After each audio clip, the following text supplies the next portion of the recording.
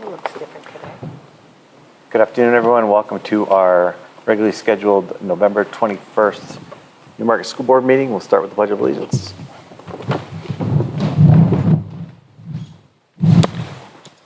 Pledge of Allegiance To the flag of the United States of America and to the republic for which it stands, one nation, under God, indivisible, with liberty and justice for all.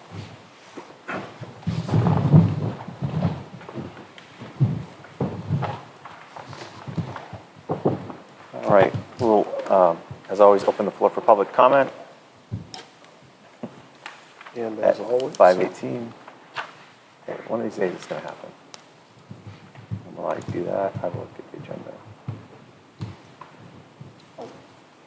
No, I have it right there. I'm just trying to find the online one.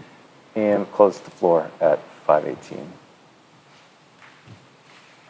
And first item on the agenda is board comments and committee updates. Do you have any updates? so the Master Plan Committee met last Wednesday, not yesterday, a week ago, Wednesday, and is broken into subcommittees for writing out the chapters in the master plan. We are on the recreation one and like the facilities one chapters, which is appropriate for Any other? Teacher contract negotiations been going very well. Good. So we're really hopeful that we will have something for the board to vote on for next year. Fantastic. Dan and I had the opportunity to meet with the NEASC, or a couple members of the NEASC committee who were visiting the school on Wednesday, I think yesterday. Really nice meeting. Heard some good things. We don't want to give any spoilers out, but yeah, it was just really positive, and it was good to get an update from them on what they're seeing. Yeah, Look forward to the report. spoke really highly of just the progress that they've seen since they made their initial visit here a couple of years ago.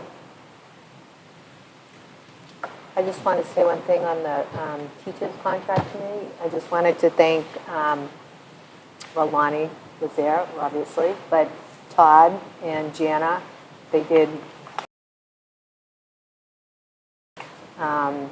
and for my first time on a committee like that, it was interesting, and it was just amazing how Todd led it, and his leadership really shows through this contract, I think, and glad I was a part of it. So thank you, Todd and Gianna and Lonnie and all the teachers involved. Yeah, thank you all for being on the committee. I know it's a lot of work. I think we all appreciate it. Also, the policy committee meeting the policy committee met last week, and we discussed items that are going to be in first read today. But as well as actually, I think there's no first reads today's today. second reads. The second reads, but we did have a conversation, remember, about the memorialization Yeah. policy. Didn't know if you wanted to bring up anything. Yeah, on I that think or we not. talked about Todd brought forth that some districts, to include his former district, have policies around memorialization. Last time we had a staff member come up about a memorial bench that we were on. And really, the only like authority we had around that was around accepting a gift. And so like there's no policy around like how do we want to memorialize when there's the tragic loss of a member of our community. So you brought forth a draft that I believe could be looked at to be refined, but had some like, initial strong language around how we might want to approach encouraging and guiding memorialization in those hopefully few times where it's necessary. Yeah, I could see there, you'd want to have some language around maybe the kind of character of the person we're looking for, because who knows what somebody could present, right? With Yeah, the I think kind so. of structures as well, and the permanence Types. of them. Like one right? thing that was in it that I thought was great was types, right? Like, Yeah. like what, like from spontaneous through all the way through like something structural, like the bench, right? Yeah. Like, there's various ways to engage in that type of memorialization, and like how do we help guide that through policy? Yeah, just you want to be careful about reaching the point where your school turns into a memorial garden. So you need to be a bit careful while respecting everybody's feeling and points of view. You have to be a little circumspect about what you're going to encourage versus discourage. I would say, yeah, one of the biggest challenges in a public school setting is that pretty much everyone in the community has a connection to your public school setting. And so you have to be ready, whatever you do, you have to be able to do it for everybody. And I think that's the challenge, is to find a way that you can be true to your mission, because our mission is to educate kids, but then obviously, when people make big commitments to the community, the education community in particular, you want to have appropriate ways to recognize that. So there's not a single right or wrong answer. It was more just, I think as we chatted about it in policy, wanted to just kind of put it out there for the board at large to sort of think about. Obviously, we don't have a draft in front of you, which kind of gauge your feelings about whether you thought that was something that you would feel would be beneficial. Yeah, absolutely, too. I mean, I can picture, yeah, as you pointed out there, all kinds of craziness with the rows of benches. And it's not just that. It's probably the only thing worse than not memorializing somebody is to do it and then do it badly and not maintain it over time. Yeah. And that, has implications looking forward as well. So we want to, the idea, I think, is just to be really thoughtful about what you encourage versus what you do not. I think there's room to look at different ways versus like something tangible or physical to honor someone, where you're looking more at like, award, or even an acknowledgement in somebody's An annual name, dinner, which can, a fundraising, yeah. That's great. Anything else? All right. With that, we'll move into public correspondence. I think everyone on the board hopefully received a letter from a member of the public regarding recesses at the elementary school. So I just wanted to acknowledge that. Anyone else get any correspondence? I did not, but I read that differently than just addressing recess. I read that as how do we structurally incorporate more outdoor time to learning, which I Yeah, would fair point. like. It's like, and I think recess is what we have for a vehicle right now, and it kind of like got a strong response, I believe, like that. But I think there's so many opportunities we have, and I'm so happy to hear that there's like talk about it right now in the district. Like, because I wholeheartedly agree with that correspondence. Like, kids need more time outside, and like this whole philosophies of education, like the Waldorf system, where kids are like outside like almost all the time. So like, I'm not saying we switch to like a Waldorf-inspired elementary school, but like I think that Not after renovating the school. yeah, I mean, but like I think that there's like sometimes I feel like we might feel hamstrung, and I'm leaning in on like state board stuff, but like by like the rules. But there are rules that have been put into place, like innovation school and stuff, that will allow us to like do a lot of innovative things around without breaking the core model, but getting more outside. So I think that I'm so glad to have read that letter. It's really encouraging to think about that. Yeah, it'd be nice to hear about some of the existing opportunities they have, which we probably don't know about, and see what recommendations come forward. All right, with that, we will head into reports. We are fortunate enough for our student rep report to have a guest speaker, honorary student representative, Spencer Bozak. Hi, my name's Spencer. So the girls and boys basketball started their season this week. The girls is a little low in numbers, but they're looking to find more players. But the boys have a full varsity roster and a junior varsity team. Indoor track season starts December 2nd, the Monday after Thanksgiving break. National Honor Society is continuing their leaf raking project, and it's a really great opportunity to contribute to the community and connect with fellow residents. Student Council has been making gratitude turkeys for the staff, and those will be going up tomorrow. And also tomorrow, we're bringing in treats to put in the teacher's lounge for all the staff here at the high school.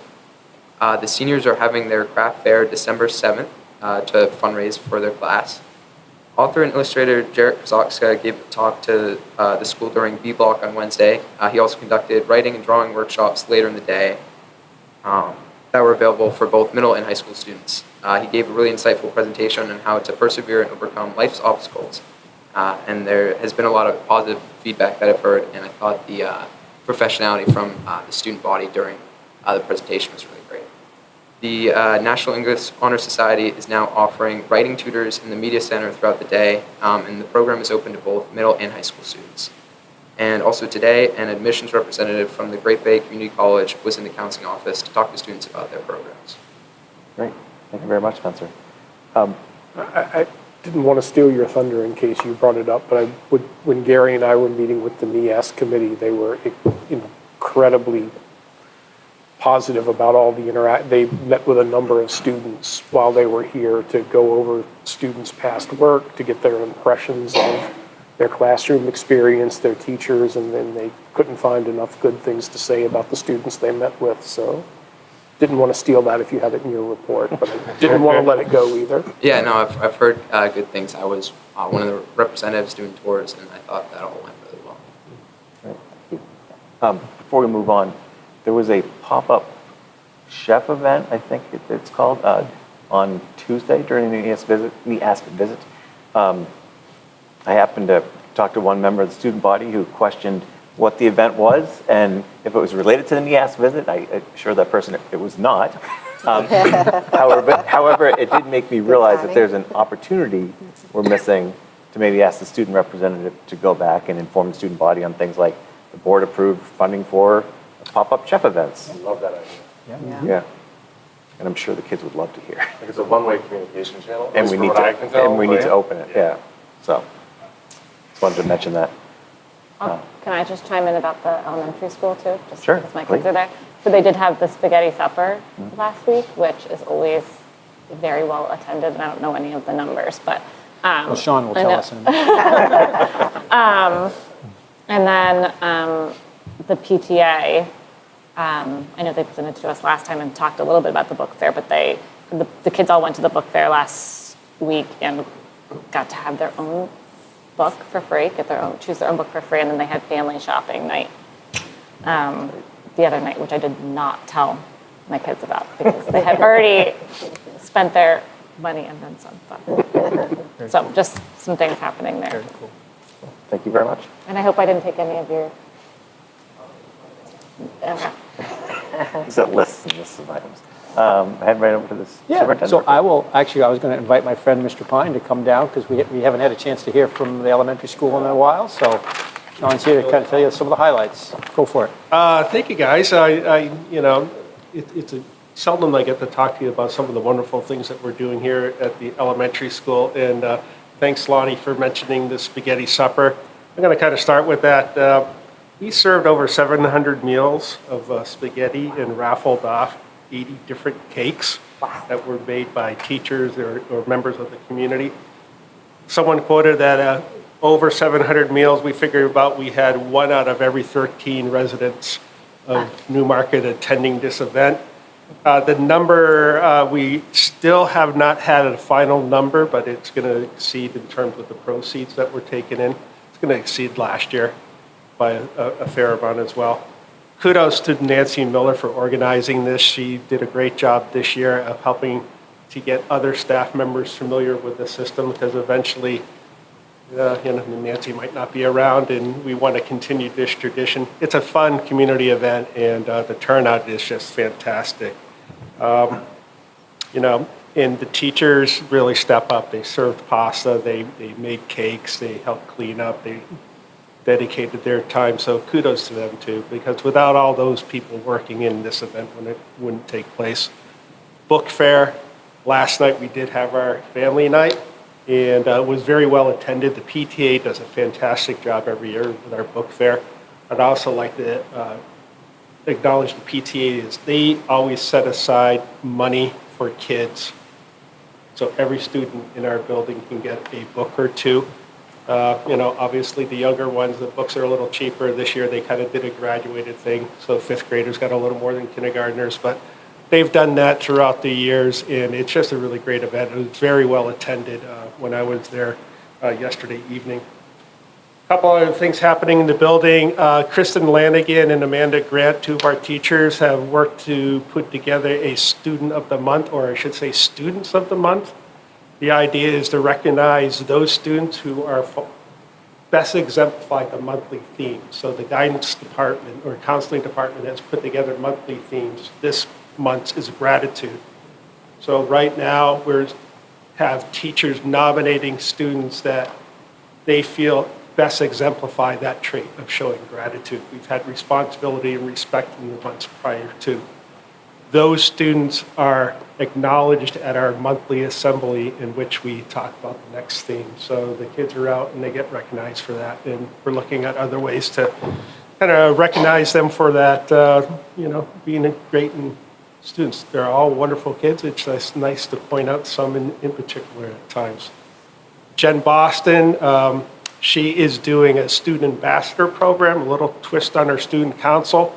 Student ambassadors it's open to all fifth graders that would like to participate in it. And one of their things is to promote the school's values of respect, responsibility, and teamwork. Ambassadors are raising and lowering the flag at the school. They're doing the announcements. They're doing some drives for like the food pantry, that sort of thing. So kudos to her. Kind of upcoming events.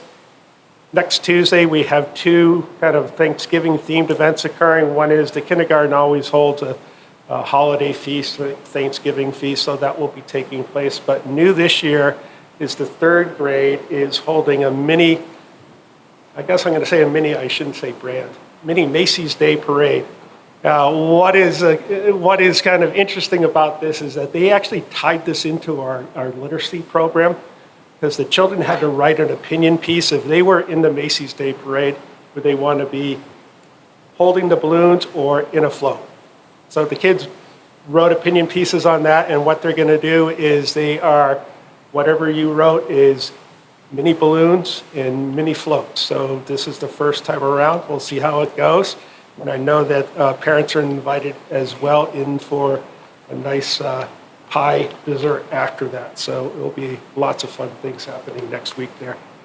I do want to hit on that we are in the midst of really kicking off our My View and 95% group literacy program. The teachers have been doing a fantastic job with it. We're seeing a lot of benefits of having this structure in common language and rigor in our program. And we are meeting regularly to review data results of the kids in their reading progress. It'll be really interesting to see after Christmas break, we do our mid-year assessment with iReady to see the progression that we're having. But it's a really outstanding resource, and we're happy with what we're seeing so far. They also will be having additional professional development on both of those programs on our January 17th PD Day. One other thing, I just met with the School Growth Committee this afternoon. John Vanderels is helping us with this. Currently, we are kind of wrapping up a new mission statement for the school. We talked about it among the committee. We'll be presenting it to the school as a whole come in January in one of our staff meetings. So that work is ongoing. John will also be in January to talk about PLC commitments and also our MTSS process, which we have just recently kind of refined and tweaked a little more. So those are kind of the way that we're moving. It's been a great start to the year. We hope that, swing by some time and You're always welcome. Thank you for the opportunity. Just, Okay. I was just going to say, hearing about the ambassador makes me think maybe the board should extend an open invitation to. That was what I was gonna say. The timing is not great for, I'm sure, for parents and kids, but it'd certainly be great to have somebody come up Sure. and talk about That'd be the. great. And we could have like pick a couple of months and invite a fifth grade Yeah. ambassador to come in and share That'd what's be going great. on. Mhm. Yeah. That'd be Sorry to fantastic. steal I'm your sure they thunder. would love It's a great that. idea. No, it's a great That'd be idea. a great opportunity minds, for great them. minds. Yeah. I also think the students of the month Yep. idea, like the first thing I thought of when you were talking about, embodying the theme was all the vision of the graduate, Yeah. Right. like overarching themes. The mission and how it statement, too. Yep. just, I mean, superintendent could even mention the students of the month monthly. Yep. Be happy to. Great. Great. Thank Get you. that audience numbers up. Thank you very much. very Thank you, Sean. Appreciate you For the coming. opportunity. Have a good evening. So moving on with some of the things I wanted to share. One thing I wanted to make sure to mention, because I knew Olivia wouldn't put it in her report, but she was named D4 Soccer Player of the Year, and actually her coach, Coach Walker, was named D4 Coach of the Year for the state. So I thought that was pretty She got a couple remarkable. accolades too. I think Yeah, she yeah, got, it's pretty remarkable. All conference maybe? I think. Yeah, she's got quite a team MVP, a whole bunch of things. Anyway, but in particular with Coach Walker, it's the 9th time in 15 years he's been named D4 Coach of the Year. Oh my goodness. Wow. Yeah, we are very lucky to have a coach of that caliber in our school, and frankly, great athletes too. A couple of other things I wanted to mention. Been a lot of talk about the NEASC visit. The high school did just complete a 3-day NEASC visit. It culminated with a staff meeting in which the visiting team kind of shared preliminary thoughts on what they saw. Obviously, we'll get an official report later on, but they did hit some highlights, many of which have already been mentioned here. First off, they noted a lot of the work that has been done on MTSS in the building, particularly around student supports. We mentioned that some of the tutoring opportunities that are there. They were very, very appreciative of that. They noted really impressed with the climate and culture in the building. And this is compared over a 2-year period because they were here before. Really, in talking with students and talking with staff, there was just a general feeling of positivity and feeling like things were heading in the right direction. So I think that was, they noted that. They also noted they really appreciated the community and school board commitment to the development of the vision of a graduate. So it wasn't just a high school thing, it was a conversation, and it was more than that. So I think that was duly noted. And then one of the biggies that they really noted was all the work that we'd done on safety and security in the building in the last 2 years. All the security systems and stuff, and really the fact that they're not even noticeable really from the standpoint of culture, but we do really have a very safe school here, and I commend our SROs and our facilities department for all the work they did on that. So anyway, that was just preliminary, but clearly there was a real positive feeling from the team. We'll probably get our report. I think Andy will get a draft of it just to check for factual accuracy and so forth, probably within a month. But then it'll be probably another couple of months before we get the official report from NEASC. But bottom line is, I think we're heading in a really good direction, and that's fantastic. Couple of other things I wanted to mention. I had the opportunity visiting a 6th grade team. They had a local astronaut visit today. We talked about you a little bit, Phil. Scott Poteet, local astronaut guy, grew up, went to Oyster River, but now lives in Exeter, was the commander of the Polaris Dawn mission that did the first manned spacewalk in like 50 years. So anyway, he came in to talk to the 6th and 7th graders. For me, the highlight was he showed a picture of the 1987 Oyster River Middle School cross-country team, and I'm standing there, and it's like I've aged a little since then. None of the kids could recognize that was me. He had to point it out to them, like, no, that really is the same guy. Anyway, it was fun, great to have him, and thank you to Alice Boudreau for organizing that, because it was a great thing. A couple of other things I wanted to mention. I met with Steve Fournier and Chris Wolf to kind of start planning out some of the upcoming budget-related meetings. You may recall last year, particularly at the public hearing, things didn't go terribly smoothly, not from the school district perspective, but there were some bumps in the road with regards to the town warrant and that kind of thing. And so really we wanted to meet well enough in advance and have a plan so that there was consistency to what was being shared and what's expected. So we have a plan for how we're going to present things to the budget committee, which you'll benefit from, Dan, when we present. And then also the format of the public hearing to make sure that adequate information is provided before you're asking for input. So I thought that was a very productive meeting. Another thing I wanted to mention, just in terms of collaborations with the town, I've been invited to serve on the Highway Safety Committee. Which highway is that? Yeah, what Well, highway? that's what they call it. It's really All the power. but basically what it, I guess there's a proposal to reverse a one-way street to it's Jerry Ave. There Or you like go. up, so, I'm sorry, go ahead. no, go ahead. That's you probably know it better than I do. I'm just invited to be on the committee. I'll have to learn about it. So, 10 South Main Street, like by Riverworks there, there's a proposal to have that go just southbound and Oh, I not see. northbound, and northbound traffic have to come down Jerry Ave, like to where like the flashing light is now, which might end up having to be a stoplight in order to take the left-hand turn there. It's an attempt to extend the downtown area and have more pedestrian type traffic. Those businesses, they have no pedestrian traffic because of like that. So apparently Because my there's no parking expertise right was there. needed No to parking. figure that out. Yeah. So southbound Is traffic would go up Elm and down Beach, or Southbound traffic would just go down South Main. northbound traffic Northbound would would have to go down Jerry Ave and Then then round. go, Beach Street, or, no, and then come back onto 108. oh, okay. So So it's just basically the making low it section downtown a one-way loop.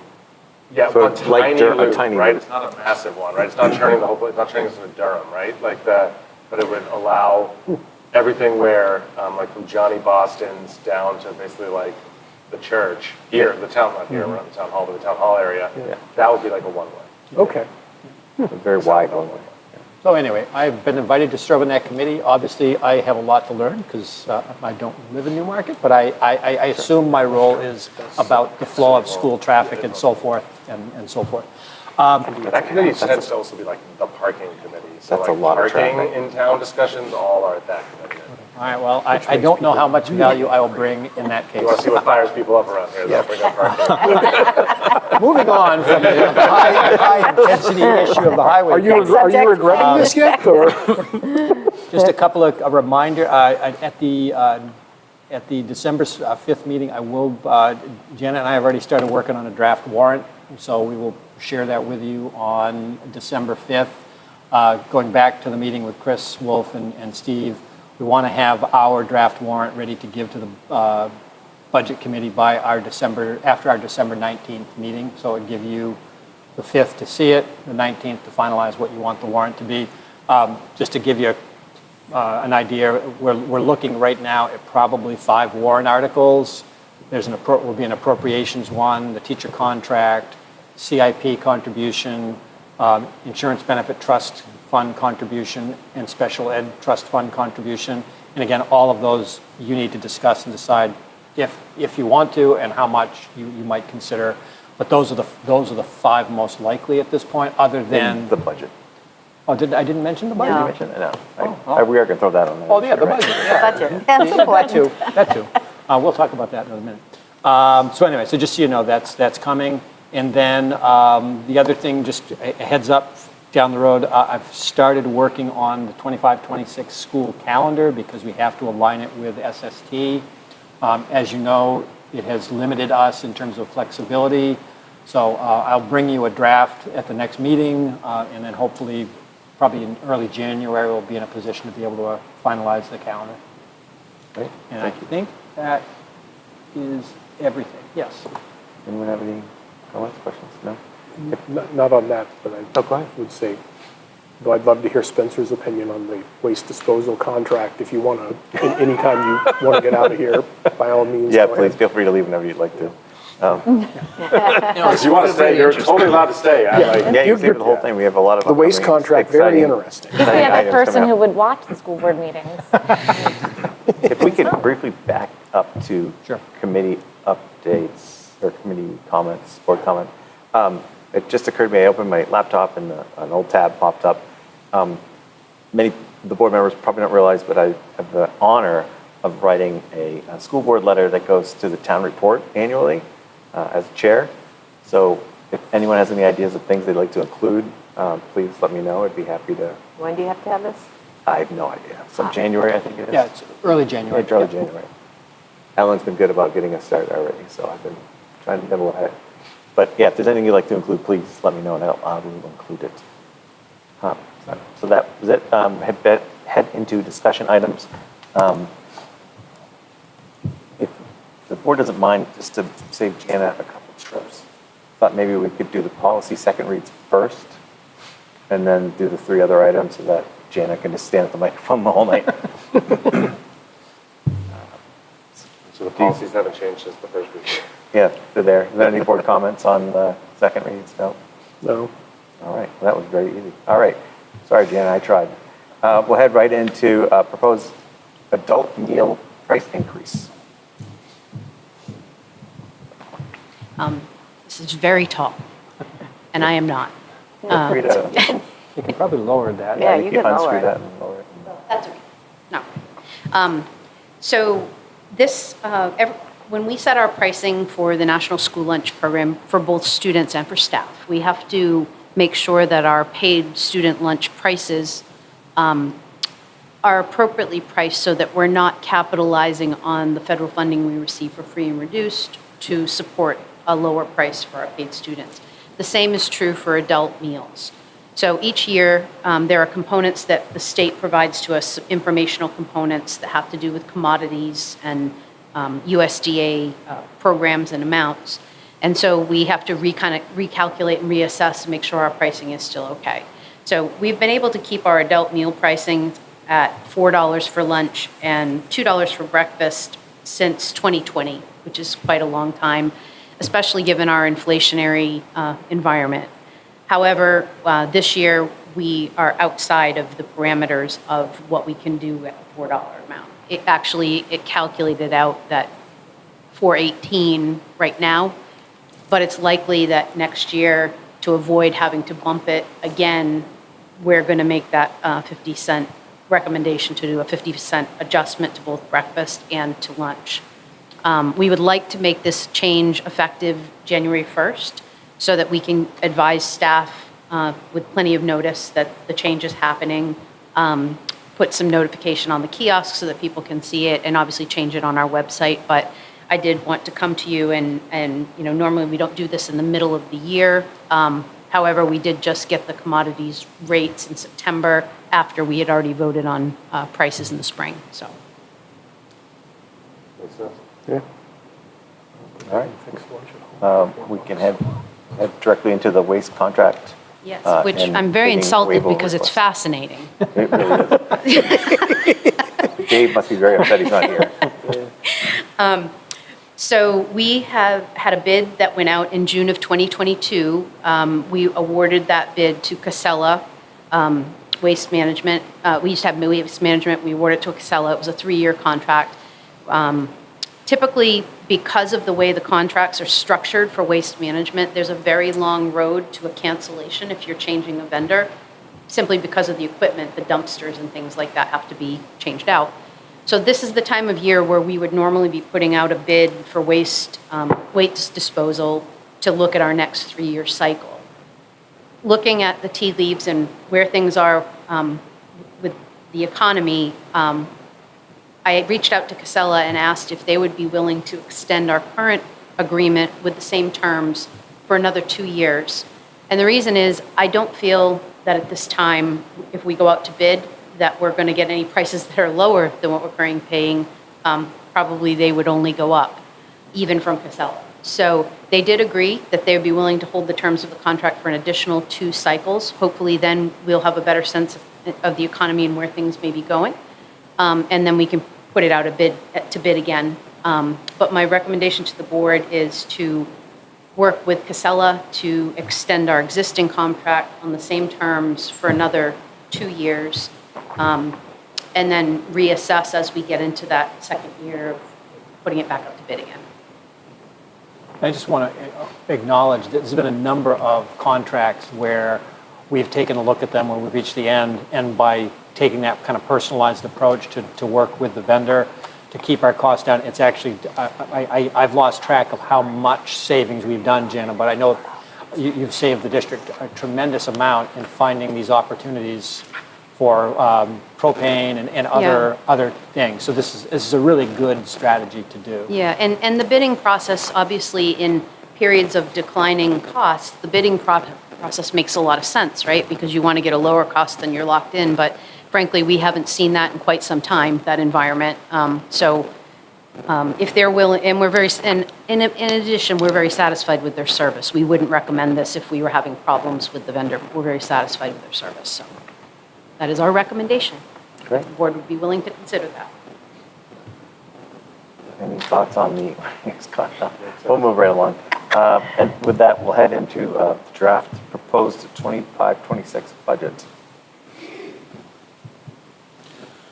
All right, so what you have in your board packet is the budget narrative that the leadership team put together. Just to refresh your memory, not that any of you have forgotten, but on October 17th, we spent 4 or 5 hours together going through every line of the budget, reviewing with you kind of where we were at. And so this document reflects the conversations we had and sort of making the budget that we were proposing at that time a reality. So I just want to kind of run through it with you now, just to kind of give you some context. This is the document that will be the basis for the presentation to the Budget Committee on December 9th. So clearly we need to have approved a document for presentation before December 9th. So if the board is of a mind to approve it tonight, that's great. If you want to wait until the 5th, we can also make that work. But know that we have to have a finalized budget narrative to share with the Budget Committee by the 9th. So what is in the budget narrative? I'm just going to kind of walk you through it. First page, we get into some background on what the school has been working on, but then from a budget perspective, kind of highlighting what the goals were of the process. On a financial level, the goal was to develop an operating budget of under 2%, excluding the teacher contract. To go along with that, we wanted to make sure we maintain funding for all the program improvement efforts, many of which Sean mentioned, and obviously NEASC work is included in that. We wanted to make sure that we were fully funding the newly adopted CIP. We also wanted to make sure that we continue to work to support social emotional learning with our students, and then anytime you're building a budget, you want to be responsible with taxpayer money. And so we wanted to make sure that whatever we were asking for, we knew it was needed, directed towards a purpose. So with all that said, we dove into the budget development. The short, just to cut to the chase, the budget we are presenting is a 1.97% increase over last year's, which, to remind people, inflation has been running in excess of 3% for many years, so 1.97 is below the cost of living.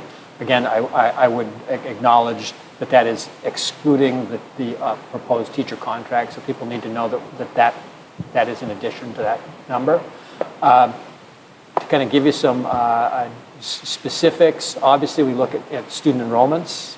That's a big part of obviously we're here to serve students and making sure our staffing capacities align with the needs of students. So we did some detailed analysis of enrollments. Based on the enrollments that we are projecting, we're looking at the likelihood of a reduction of staffing because we have definitely taken the approach of trying to right-size staffing for the district. So across the district, we're proposing a 1.3% reduction in staffing or 2.58 FTEs or full-time equivalent positions. That's a little misleading in that there's a lot of back and forth that goes on. A number of positions that had previously been in the budget are now grant funded and vice versa. So it's, but in the end, total staffing in the district is going down by 1.3%. When we start talking about where some of the staffing reductions we made. Certainly the facilities department is looking at some reductions in staffing. We're likely to have a reduction of at least one position at the elementary school, and then about 1.2 positions at the junior senior high school.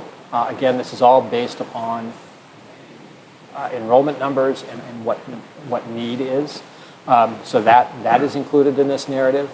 Kind of jumping into what is different.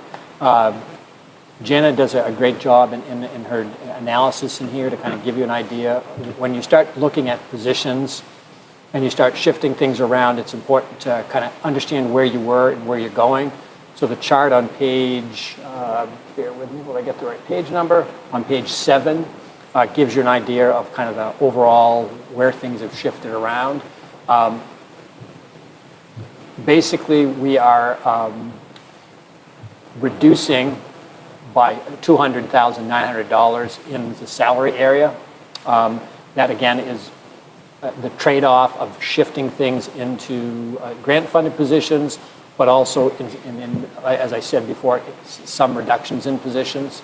Along with that, that also reduces the benefit costs. So you save some benefits there, and the operating costs have been adjusted mostly through the really exceptional efforts of Dave Riley and his department. But if you look at on page 7, you see that middle column of the new is a negative $342,446. So basically, to the left, which is the total increase that we would be proposing, it's $539,312. That is the 1.97% that we're talking about. Had we done nothing, we would have been on the right side of that column, which is what's called level, and that would have been $881,000. So basically, we shaved out $342,000 in our budget process to be able to get to the budget we're proposing. Things to be aware of as you look at this. I'm jumping ahead onto page 9 just to give you a breakdown. It's always a good idea to see where our cost centers are. Clearly, the pie chart on page 9 shows you salaries are 47%, benefits 20%, operations 26%. I always like to remind people debt service is always, I mean, it was a great move to renovate our schools, but it's a reality that 7% of our budget is debt service, and that debt and the debt schedule is in this report, goes on through the year 2046. So that's a variable that we don't have a lot of control over. So really, when you start talking about the budget we've proposed, since it's exclusive of the teacher contract, you can see it's mostly in the operational realm. So it's important to keep that in mind. If you look at page 10, you will see that adequacy aid has been kind of charted for you. We did just last Friday get the most up-to-date estimates of what our adequacy calculations would be. For the most part, they're pretty close to what we've got this year. I would note that we ended up with more swept tax included in our calculation than we were at the actual grant aid. So what that means on a local level is roughly between those two things, we're down about $21,000 from year over year to what will have to be collected locally. Again, that's one of those variables that we struggle with every year, is waiting for the state to tell us what they're going to give us, and that's a challenge. Kind of moving through here, we did have each of the principals did a narrative of their buildings that is kind of giving you an idea of what they've been working on. The intent of this is to just give the taxpayers an idea of what is it that your money is buying and the work that's being done. And Sean did a nice job of describing many of the great things going on there. At the junior senior high level, of course, as we've just talked about, there's a lot of focus on the NEASC work and also the MTSS work, which we've talked about a lot, where we're trying to make sure students are being supported academically as they advance through our program. As you can see, there's charts with each section of the report that gives you an idea of where things, what the cost was for each department. You'll see that at the elementary school, overall it's down 0.47%. At the junior senior high, you'll see it's up by about 1.5%. And shouldn't be surprising to anybody when you look at the costs, where costs are coming from. special education costs are going up at a rate much higher than everything else. And so if you look at our overall operating budget, and Erica does a fantastic job, by the way. I'm not saying this as a diss on anything, but it's the reality of the world we live in. Special education costs are going up.